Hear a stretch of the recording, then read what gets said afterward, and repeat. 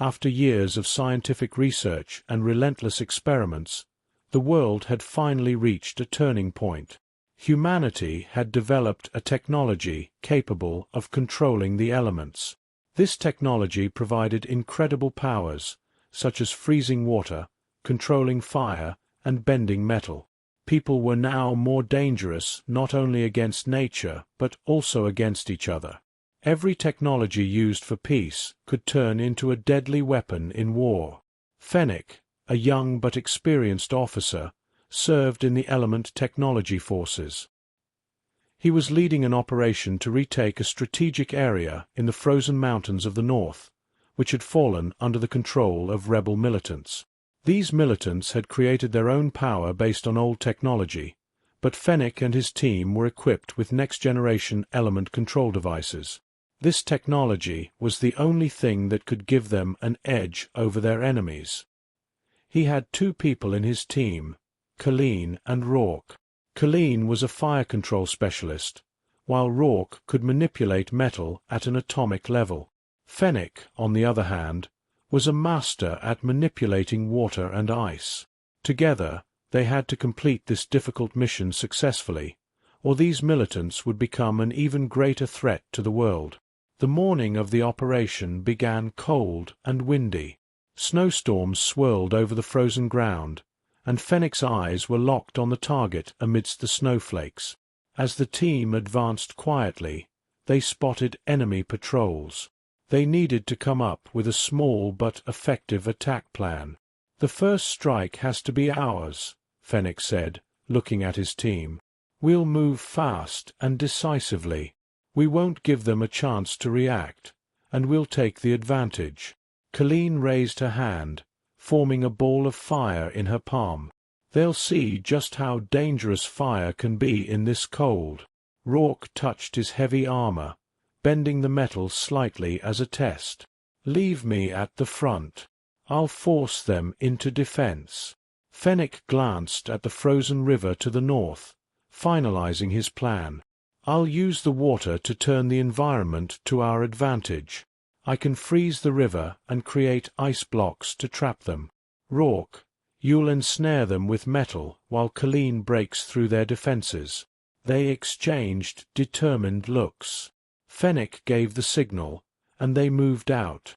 As they approached the first enemy patrol, Fennec raised his hand and used the moisture in the air to freeze the water. In an instant, a massive ice wall rose between the enemy patrol and the team.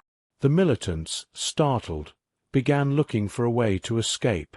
That's when Rourke sprang into action. He scanned the metal containers a few meters ahead, lifted his hands, and focused. The containers slowly lifted off the ground and started crashing down on the militants. Crushed under the weight of the heavy metal, the enemies had no room to escape. At that moment, Colleen joined the fray. She expanded the fireball in her hands and hurled it into the air. With explosive force, the fire descended upon the militants, rendering them defenseless. Some tried to flee from the blaze, but Fennec's ice wall blocked their escape. The enemies were trapped. Suddenly, a deafening explosion was heard. Looking ahead, they saw a cloud of dust rising from the main camp area. Fennec's eyes narrowed. "It's a trap," he muttered to himself. "They're trying to distract us." "Colleen, Rourke," he ordered, "we're moving toward the main camp. The enemy may be trying to lure us here, but we won't fall for their game. Move fast." The team quickly made their way through the mountain paths. When they arrived at the camp, they were met with an unexpected sight. The militants had activated a massive machine, unlike anything Fennec had ever seen. It was an ancient structure, with symbols representing different elements carved into its surface. It was clear this machine was a powerful weapon, capable of controlling explosive forces. Colleen immediately reacted. "We have to stop it," she shouted. She grew a large fireball in her hands and hurled it at the machine. But the energy shield surrounding the device extinguished the fire, turning it into nothing more than a faint spark. "That's not going to work," Rourke shouted, studying the machine. "This thing is older than our technology, but its resistance is incredible." Fenwick looked at the frozen river nearby and had an idea. "Rourke, can you disable the shield for a moment?" he asked, his eyes fixed on the machine. Rourke gritted his teeth. "I'll try, but it won't last long." Fenwick began manipulating the water from the river. As he raised his hands, the water rippled in the air and quickly turned into ice. He formed a massive ice spear, and when Rourke bent the metal to temporarily disable the machine's shield, Fenwick launched the ice spear at the machine. The ice struck the surface, causing the shield to collapse. At the same time, Rourke began bending the machine's metal structure. The shield was down for just a moment, but that was all the time they had. Colleen seized the opportunity and unleashed a powerful wave of fire at the machine's exposed weak point. The explosion sent them flying back several meters, but the machine finally stopped. The militant leader emerged from the wreckage, throwing out one last threat. "This technology will destroy you as well. The elements are not under your control. You'll see." Fenwick took a deep breath and closed his eyes with determination. "They are under our control, and we'll decide how to use them." After the explosion, a deep silence settled over the area. Fenwick and his team cautiously observed the machine, which was beginning to fall apart after the militant leader's final threatening words. The scattered metal pieces were still hot, with small flames occasionally bursting out. Their momentary victory had been short-lived because as the militant leader fled, he left behind a mysterious energy trail, signaling a danger greater than they had anticipated. Wiping the sweat off her face, Colleen turned to Fenwick. "I don't think this is over. That look in his eyes. There's more to this. They didn't do all of this just for that old technology." Rourke, who was examining the metal debris on the ground, looked up. "You're right. These machines are part of something bigger. It's clear we're caught in a larger plan." Fenwick gathered his team. "This place is just the tip of the iceberg. We let their leader escape, but we need to chase him down. We're moving out immediately. He must have a hidden base beyond these mountains. We need to be prepared before we reach it." They quickly set off, making their way through the cold wind that swept between the mountains. The snowstorm grew fiercer, and the weather became harsher. As they trekked along the path, Fenwick spotted a pass he recognized from old maps. But there was a problem. Just below the pass, a massive militant force was waiting for them. The enemy had strategically taken control of the area to capture Fenwick and his team. Fenwick motioned for his team to stop. "Enemy forces down there," he whispered. "A lot of soldiers, and they have heavy weapons. If we try to cross directly, we'll suffer losses. We need a plan." Colleen crouched down and scanned the militant camp with her binoculars. 4 guard towers, each equipped with heavy machine guns. They also have several armored vehicles. Rourke stroked his chin thoughtfully. "If I can manipulate the metal and disable those armored vehicles, we can break through their defenses. But I'll need to do it without drawing attention." Fenwick began forming a plan in his mind. "Rourke, you handle the armored vehicles. Colleen, distract the guards. I'll freeze the river below and create ice barriers to block their movement. Our attack needs to be swift and precise. By the time they realize what's happening, it'll be too late." The team prepared and sprang into action. Rourke slowly raised his hands, sensing the metal around the armored vehicles. The vehicles' frames began to tremble slightly, bending without drawing the attention of the militants. Within minutes, the vehicles were rendered useless. At the same time, Colleen conjured a small fireball in her hands and sent it toward the guards. While the fireball wasn't large enough to cause an explosion, it was enough to distract them. As the guards focused on the sudden flicker of flames, Fennec made his move. The river water surged and began to freeze rapidly. Massive ice walls rose, surrounding the militants and trapping them. Some panicked and tried to fire, but they were already encased by the ice. Their warm breaths turned into mist as they desperately searched for a way out. Several militants ran toward their disabled armored vehicles, unaware that Rourke had already taken them out of commission. The metal doors had been bent, and the engines locked. A few tried to smash through the frozen barriers, but Fennec's ice wasn't ordinary. With water under his control, the rules of nature no longer applied. In a short time, Fennec's team had taken full control of the militant camp. Now, all that remained was to find their leader. Fennec took a deep breath and turned to his team. "We moved fast, but this is just the beginning. Their leader left traces when he fled. We're going after him." Colleen, with a small smile, extinguished the last sparks in her hands. This time, they weren't so lucky. But Fennec's thoughts were far more complex. He knew that behind this old technology lay something much bigger. The enemy likely had far more dangerous weapons, and this battle was far from over. Just then, he noticed a silhouette moving quickly in the distance. This was their moment to pursue the leader. "Get ready," Fennec said. "We're moving forward. We have to finish this." Leaving the militant camp behind, they advanced rapidly. The snowstorm had intensified, and each step was harder to take. But it wasn't enough to stop them. The determination burning within Fennec, alongside his team, was strong enough to win this war and stop the enemy's plans. However, a much bigger battle awaited them on the path ahead. As Fennec and his team moved through the snow-covered mountains, the tension was steadily rising. The cold air turned their breaths into mist, and each step demanded more energy. But stopping wasn't an option if they wanted to track down the enemy leader.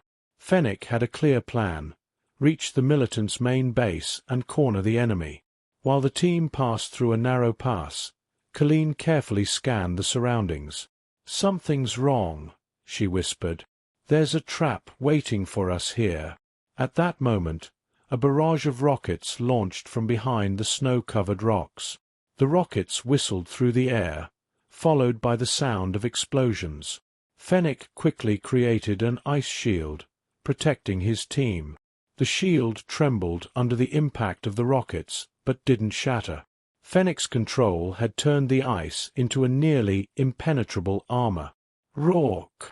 Fennec shouted. "Disable their weapons." Rourke immediately focused, raising his hands to sense the metal around him. The militants' rifles and rocket launchers began to tremble, then bent and shattered. The enemy was disarmed, but that didn't stop them. The militants charged, prepared for close combat. Colleen raised her hands, creating a ring of fire that encircled the militants, limiting their movement as the flames began to evaporate the snow. Yet, the militants were determined, pushing through the ring. "Fennec!" Colleen called out. "The flames are holding them back, but I need more power.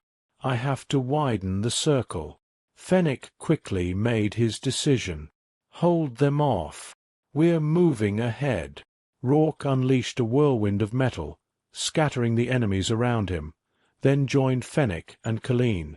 The trio broke through the militants' resistance and rushed toward the main base. They had now fully passed the mountain pass and were close to the militant leader's stronghold. The stronghold was built inside a massive cave. Bright blue lights illuminated the interior, and signs of ancient technology were visible everywhere. Fennec halted his team, scanning the area silently. "This is their base. They're hiding the technology here." Colleen took a deep breath. "There's no way this many people could have moved here so quickly. They've been here for a long time." Suddenly, metallic footsteps echoed from deep within the cave. Fennec and his team quickly took cover, observing the situation. At the center of the stronghold, a massive metal beast appeared. It was the militants' most powerful weapon, a terrifying combination of ancient technology and elemental control. Half human, half machine, this creature was one of the most frightening manifestations of element control technology. "That thing," Rourke said, his eyes widening in horror, "is an elemental control machine. It's designed to counter our powers." Fennec clenched his teeth. "We have to be quick. There's no way out of here without taking it down." As the battle began, the militant leader stood on an upper platform, issuing commands to the metal monster. The massive machine created a ring of fire and hurled it toward Fennec and his team. Fennec quickly raised an ice wall, but this monster wasn't an ordinary foe. The fire ring began melting the ice with alarming speed. "Rourke, can you control the metal?" Fennec asked without hesitation. Rourke locked his gaze on the machine. "I'll try." He raised his hands, attempting to bend the machine's metal parts, but it wasn't that simple. The elemental control mechanism inside the machine protected the metal from Rourke's powers. "This machine is different. I can't affect the metal," Rourke shouted in frustration, feeling powerless. Colleen hurled a fireball at the creature, but the machine absorbed the flames and sent them back. Colleen dodged just in time, but the fire's intensity was growing. "We can't fight it like this. We need a new plan." Fennec quickly revised his strategy. "If we're going to take this thing down, we need to control the elements faster than it can. Colleen, pull the flames away from its control. I'll strike with ice. Rourke, you have to find a way inside that metal armor." Colleen used all her strength to regain control of the fire. A power struggle between her and the machine began, with sweat pouring down her face as she slowly pulled the flames back. Meanwhile, Fennec froze the machine's legs, doing everything he could to hold it in place. The machine trembled violently, but Fennec's ice was so strong that its movements began to slow. "Now!" Fennec shouted. Rourke focused all his concentration, extending his hands forward. He managed to bend a small part of the metal armor and slip inside. He could feel the inner workings of the machine. Finding the weak point was just a matter of time. The machine thrashed wildly, continuing its attacks.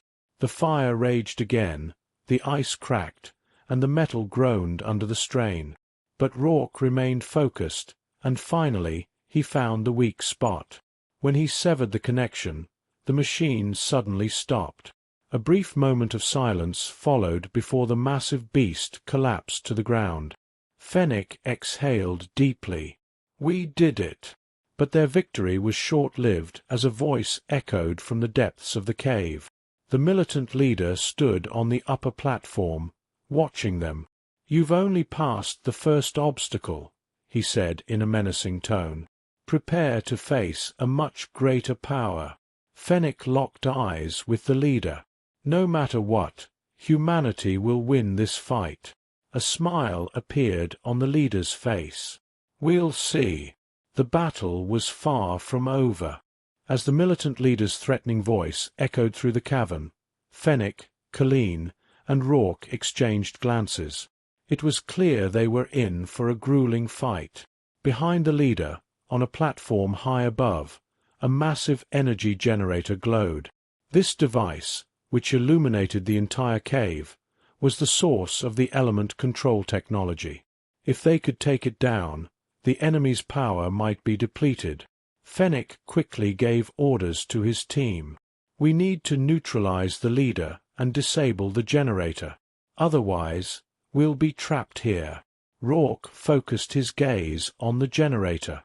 "I can feel the metallic structure. But first, we need to stop the leader, or he'll keep attacking us." The leader raised his hands and began hurling large rock fragments from the cave's ceiling. Fennec and his team swiftly dodged to the sides, but the massive stones began to encircle them. Fennec quickly dropped to the ground and pressed his hands against the floor. Ice immediately rose from the ground, forming a protective dome around them. But he knew this shield wouldn't last long. "Rourke, it's time!" Fennec shouted. Rourke turned his attention to the generator, trying to gain control over its metal structure. But the leader noticed his actions. "Do you think you can take my generator?" he taunted. Slamming his hands on the ground, he created a large wave of fire. The wave rapidly advanced toward Fennec and his team. Colleen, gathering all her strength, created a wall of fire to meet the incoming flames. "I'll hold the flames, but it won't last long," Colleen shouted, drenched in sweat. Fennec quickly formulated a plan. "Colleen, push the fire back as much as you can. Rourke, focus on the generator's weak points. I'll deal with the leader." Fennec reinforced his ice armor and dashed toward the leader. The leader threw a large rock at him, but Fennec used ice to shield himself and reached the platform where the leader stood. The two locked eyes. The leader's gaze was filled with terrifying resolve. "You don't even realize the power you're up against," the leader snarled, making a move to attack Fennec. Fennec evaded the leader's attack and moved behind him. "Your power doesn't surpass ours," he said calmly. "It's just technology. What we have is willpower." The leader raised his hands to create a massive fire ring from the ground, trying to envelop Fennec. But Fennec quickly struck the ground with his hands, covering it in ice. The fire glinted on the ice as the two forces clashed. Fennec watched for the leader's weak moment. The leader, focused on maintaining the fire ring, was fully absorbed in his task. "Now!" Fennec whispered, crafting an ice spear and hurling it at the leader. The spear pierced through the leader's defenses, striking his armor and knocking him to the ground. As the leader lay incapacitated, sounds echoed from all around the cavern. Rourke had finally taken control of the generator. By bending the metal structure, he had severed the generator's main connections and stopped its power. The generator began to quickly dim, and the cavern was shrouded in darkness. Fennec approached the leader. "This battle ends here." Despite his wounds, the leader looked up at Fennec with a bitter smile. "You think you've won, but this is just the beginning." Fennec gazed into the darkness. No power in this galaxy can surpass human will. The leader's eyes closed heavily. Fennec took a deep breath and turned to his team. Rourke was inspecting the last parts of the generator in the cavern's dark corner. "Everything's under control," Rourke said. "The power source is down." Colleen, struggling to stay on her feet, ceased controlling the flames. "Is the battle over?" Fennec walked towards the cave entrance. Outside, the snow-covered mountains were silent. The enemies had been defeated, and the technology had been silenced. But this victory was merely the beginning of a new era. "This was just a phase," Fennec said. "A larger war might be ahead. But today, humanity stands tall once more." As the team exited the cavern, the cold wind hit their faces. They were all exhausted but determined. This new balance of power in the galaxy would further strengthen humanity's name.